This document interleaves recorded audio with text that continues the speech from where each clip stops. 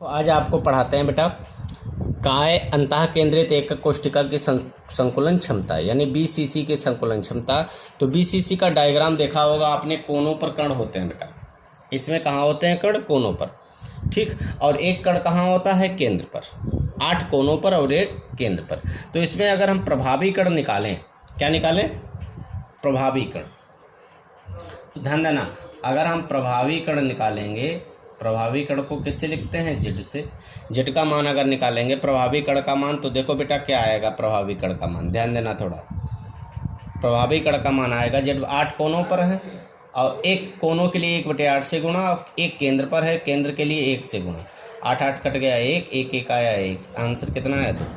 अब जैसे हमेशा ध्यान रखना, जो नए बच्चे हों पुराने जो भी हों, ध्यान रखें बस ये चीज़ें कि कोने 8 होते हैं कोशिका के, कोनों के लिए हमेशा 1/8 से गुणा होती है, और केंद्र पर कोई कण हो तो हमेशा 1 से गुणा होती है। केंद्र पर एक ही तो कण है, हरा हरा सा बना है, 1 की गुणा 1 से। 8 8 कट गए बेटा, 1 आया, 1 + 1 आने आंसर 1 1 मिलके कितना आया? 2। ठीक, ये बात ध्यान रखना तुमको बिल्कुल। अब देखो, अच्छा ध्यान देना, प्रभावी कण यानी जेड का मान तो 2 निकल आया। जानते होगे संकुलन क्षमता के लिए 2 डेरिवेशन आपको करवाए, जेड और ए का मान जरूरी होता है। ए होती है आपकी भुजा, यानी ये हो गई एक कोशिका की भुजा, ए है, ये भी ए है, ऐसे समझो, ठीक। ए भी नीचे की ए है, सभी भुजाएं ए क्या है? ए है। अब यहाँ पे देख रहे हो कि केंद्र पे कण है। अच्छा, केंद्र पे कण है, अगर इनको मिलाएंगे हम आपस में तो कितने कण आपस में मिलेंगे बेटा? ध्यान देना, इनके नाम लिख दिए हमने। ये ए है, सपोज करो ये ए है, और ये आपका मान लिया हमने बी, ठीक। और ये आपका मान लिया सी, और इधर वाला क्या मान लिया? D. A B C D. अब अगर ए और सी को मिलाएं, अगर ए और सी को हम मिलाएंगे तो देखना बेटा क्या बनेगा। ए और सी को हम मिला रहे हैं, ए और सी को, तो देख रहा कितने कण आएंगे बीच में। ए और सी को अगर हम मिलाएंगे तो बेटा जा रही लाइन, तो देखा होगा ए और सी को मिलाने पर सिर्फ 3 कण आए हैं। एक तुम्हारा ए का, और एक बीच का केंद्र वाला, और एक सी वाला, ठीक। और एक इधर बी को मिला सकते हैं, ऐसे इनको बी को मिला सकते हैं इस तरीके से। ये चित्र बनेगा जाके। अब थोड़ा ध्यानपूर्वक इनको चित्रों को देखना अच्छे से। अब देखना बेटा चित्रों को अच्छे से देखना। अब इसमें क्या है, ए और सी को अगर मिलाएंगे तो ए बिंदु पर एक कण है, और एक कहाँ है तुम्हारा? केंद्र पर, और ये कण टच नहीं हुआ बेटा, केवल 3 ही कण मिलेंगे, ए वाला, सी वाला और ए बीच केंद्र वाला, 3 ही कण मिलेंगे सिर्फ। अब तुम कहोगे सर जी ये 3 कैसे मिलेंगे कण? तुमको बताएं बेटा बात, ध्यान रखना एक चीज़। अब देखो इसमें 3 ही कण मिलते, एक ए वाला और एक केंद्र वाला और एक सी वाला। कैसे? जैसे कोई अगर पृष्ठ आप मिलाओगे, कोई पृष्ठ XYZ ले लो, तो कोई पृष्ठ अगर XYZ लेते हैं तो ध्यान देना थोड़ा कैसे क्या होगा। अगर कोई पृष्ठ है आपके पास में, सपोज करो ये देखो, ये एकक कोशिका है, आपको डिब्बा दिख रहा होगा बेटा, ये एकक कोशिका है, और इसमें देखो 1 2 3 4 इधर कोने हैं और 4 पीछे हैं। तो अगर हम कण ले लें, जैसे केंद्र को मिला रहे, जैसे एक कण यहाँ पर है सपोज करो, ध्यान देना, और एक कण यहाँ पर है। अब देखो ये कण है, 2 कण है, एक बेटा यहाँ पर और एक उधर। और अगर इसके एक कोशिका के बीचों बीच में कण है, यहाँ पर बीचों बीच में कण है, अगर इनको मिलाओगे तो बेटा 3 ही कण तो आएंगे एक कोशिका में मिलाने पर। देखो इस कोने उस कोनों को मिलाने पर केंद्र का एक ही कण तो आएगा। हमारी बात को समझ रहे हैं? इसलिए एकक कोशिका के जब कोनों को मिलाएंगे XYZ इधर से उधर तक तरफ, तो ध्यान देना, तो ए और सी को जब आप मिलाओगे तो एकक कोशिका को सीधे करके देखो तो रास्ते में 3 ही कण आएंगे। ये वाला जो कोना है, ये वाला पीछे छूट जाएगा, ऐसे समझो, ये वाला पीछे निकल जाएगा, ये वाला जो कोना है केंद्र है वो पीछे निकल, सिर्फ 3 कण आएंगे, ठीक है। और इधर बी और सी को मिला दिया हमने। अब तुम कहोगे गुरुजी BC को क्यों मिला दिया? क्योंकि AC का मान डायरेक्ट नहीं निकलेगा। AC का मान तभी निकलेगा जब AB, और AB का तो पता ही है, BC का मान पता हो, तभी आप AC का मान निकाल पाओगे। तो इसके लिए आप अलग से एक चित्र बनाओगे बेटा। अलग से चित्र क्या बनाते हैं, ध्यान देना थोड़ा। जैसे अलग से हम ट्रायंगल बना लेते हैं, त्रिभुज बना लेते हैं, अलग से त्रिभुज बनाते हैं, थोड़ा ध्यान देना कैसे बनेगा। ये जब कण बाहर निकलेंगे तुम्हारे, ठीक, मतलब एसी भुजा से ही है। क्यों एसी भुजा से मतलब है, क्यों अंतः केंद्र, आप देखा होगा फलक वाला जब हम पढ़ रहे थे संकुलन क्षमता, तब एक फलक का यहाँ वाला कण लिया था हमने। अंतः केंद्र वाला पढ़ रहे हो तो अंतः केंद्र का कण जिस भुजा में आ रहा है उसी भुजा को आपको लेना है। अंतः केंद्र वाला कण एसी भुजा में आ रहा है तो एसी भुजा वाला ही आपको लेना है, ये बात ध्यान रखना बिल्कुल। अब देखो, अच्छा ध्यान देना, अब हम चित्र को अलग से बना रहे हैं। अगर इस चित्र को अलग से अगर बनाया जाए तो देखो क्या बनेगा। इस चित्र को अलग से अगर हम बनाएंगे तो बेटा बनेगा कैसा चित्र, ये बनेगा डायग्राम, ध्यान देना। ये एसी भुजा हो गई आपकी, ए और ए सी, ठीक, और ये इस तरीके का डायग्राम बनेगा जाके, ठीक। अब देखो यहाँ पर ध्यान देना, ये हो गई आपकी बी और ये हो गई आपकी डी। बी और सी को आपने क्या किया है, मिला दिया है। बी और सी को आपने मिला दिया है, ये तरीके का डायग्राम बनेगा जाके। अब इस डायग्राम में आप देख रहे होगे ए बी भुजा का मान ए है, बी डी का मान भी ए है, बी सी डी का मान भी है, यानी सभी साइड वाली जितनी भुजाएं हैं इनका मान पता है हमको। अब देखो इसमें जब समचतुर्भुज जैसा बन गया, चतुर्भुज जैसा बन गया, तो इसमें क्या करते हैं हम, पहले अलग अलग ट्रायंगल कर रहे हैं।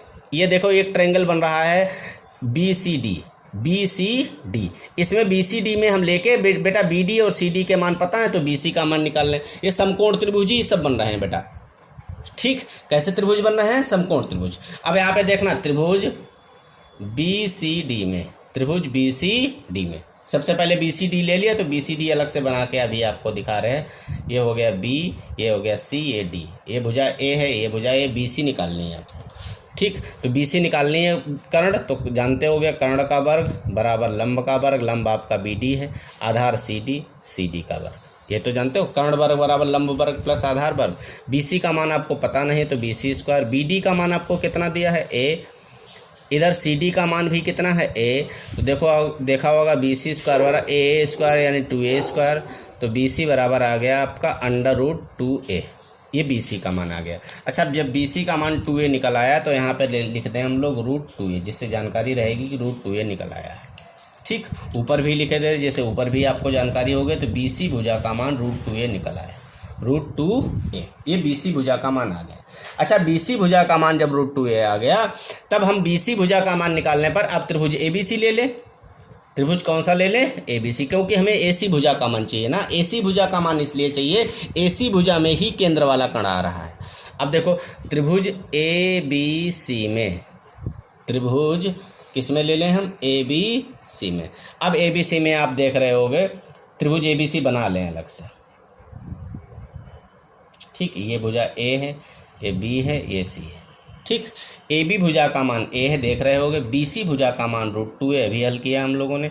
अब ए सी का मान निकालना है, फिर पाइथागोरस थ्योरम लगाएं।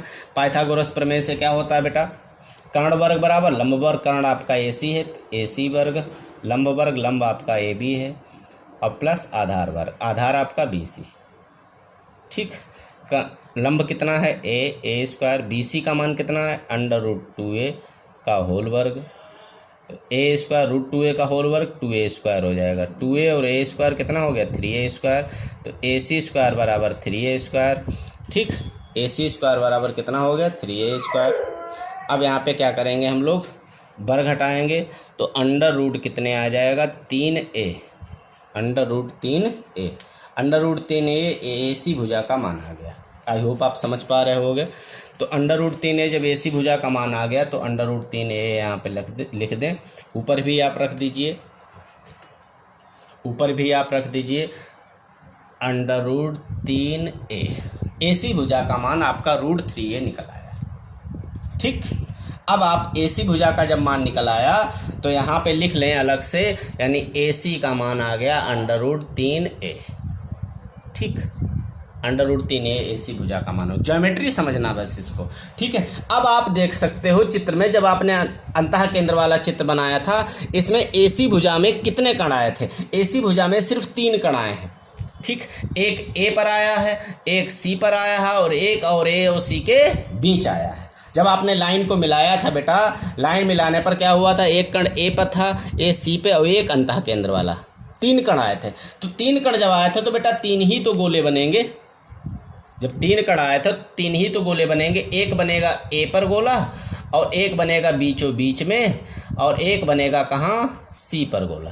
3 ही तो गोले बनेंगे। और जब 3 गोले बनेंगे बेटा, तीनों गोलों के केंद्र देखेंगे यहाँ पर, यानी यहाँ पर होगा तुम ए लाइन बनेगी, यहाँ पर होगा ए, यहाँ पर होगा सी। अब तीनों गोलों में आप देख रहे होगे बेटा कितनी त्रिज्याएँ आएंगी, एक त्रिज्या आर, 1 2, एक बीच वाले गोले में 2 त्रिज्याएँ हो जाएंगी और किनारे वाले में आर। यानी देख सकते हो आप अच्छे से, इधर बेटा ध्यान देना, देख सकते हो आप अच्छे से बेटा कि इसमें कितनी त्रिज्याएँ आ रही हैं, 4 त्रिज्याएँ आ रही, 1 2 2, यानी ये बीच की 2 हो गई और 1 3 4, 3 गोले हैं तो कितनी त्रिज्याएँ आएंगी, 4 त्रिज्याएँ। बीच वाले गोले में 2 त्रिज्याएँ और किनारे किनारे तुम्हारी कितनी हो गई, 2 2, तो कितनी त्रिज्याएँ आई टोटल तुम्हारी, 4 त्रिज्याएँ।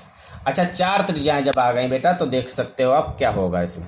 जब 4 त्रिज्याएँ आ गई तो AC का मान भी कितना हो जाएगा, 4R है जो हो जाएगा। AC का मान कितना हो जाएगा, 4R।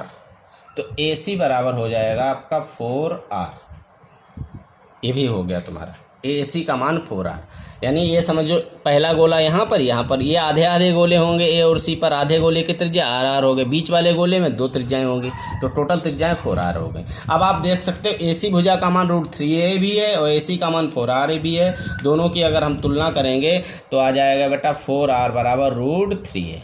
तो A का मान निकालोगे, A बराबर हो जाएगा 4R/√3।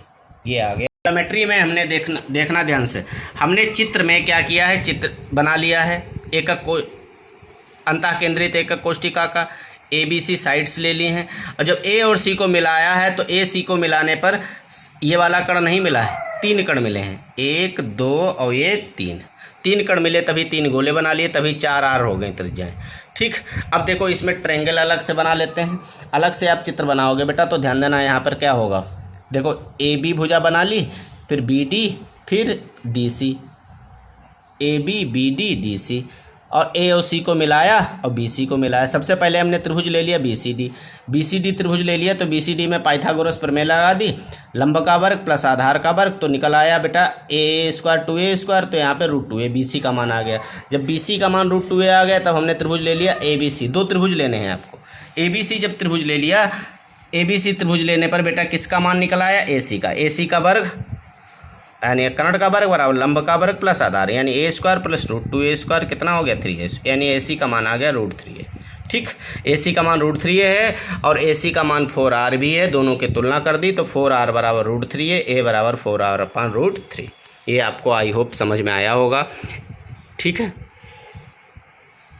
तो तुमको जो है Z का मान पता है, प्रभावी कण भी पता है, 4R बराबर √3a निकाल लिया था अभी, A बराबर 4R/√3। अब हम लगाते हैं संकुलन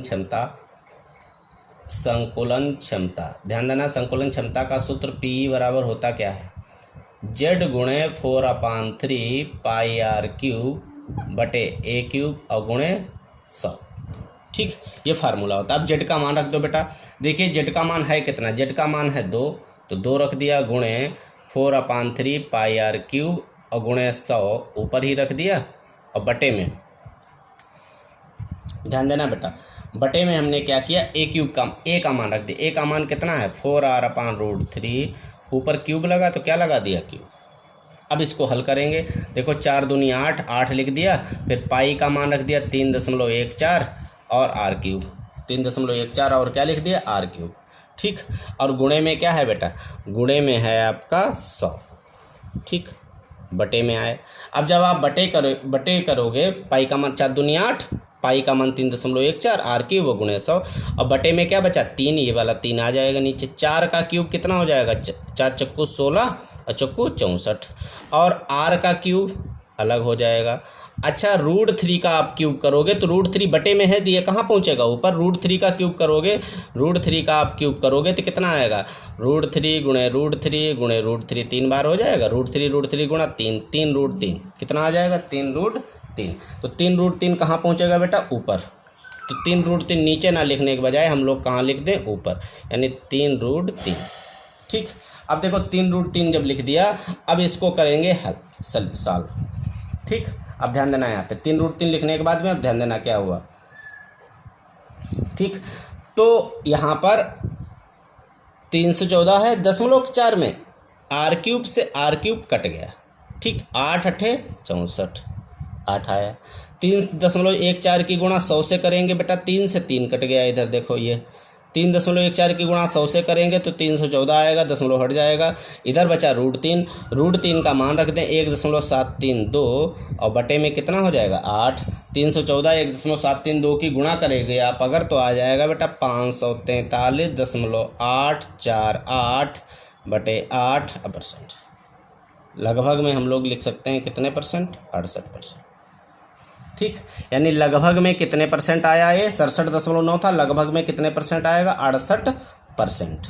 ये हो गई आपकी संकुलन क्षमता, यानी इसका मतलब BCC की संकुलन क्षमता 68% है। तो संकुलन क्षमता कितनी परसेंट आई, 68%। ये कैलकुलेशन तो समझ में आई होगी, कुछ नहीं, जेड का मान पता हो गया था 2 है, जेड का मान आपको पता चल गया बेटा 2 है, ए का मान आपको पता चल गया जो है कितना है 4r/√3, और जब ए और जेड के मान रख दिए, जेड की जगह पे 2 रख दिए, ए की जगह पे 4r/√3, 4 का क्यूब 64 हुआ, r का क्यूब r³ √3 कहाँ पहुँचा ऊपर, वो 3√3 हो गया, कट गया, तो आ गया 68%। इसका मतलब 68% इसमें संकुलन क्षमता है इसकी, 68% भाग इसमें भरा हुआ है। अभी भी 100 - 68 करेंगे तो कितना बचेगा 32, अभी भी 32% भाग रिक्त है, ठीक। ये थी संकुलन क्षमता BCC की, ठीक है। हल कर लीजिए सब लोग, हल करके बेटा 2 बार दिखाओ हमको कम से कम।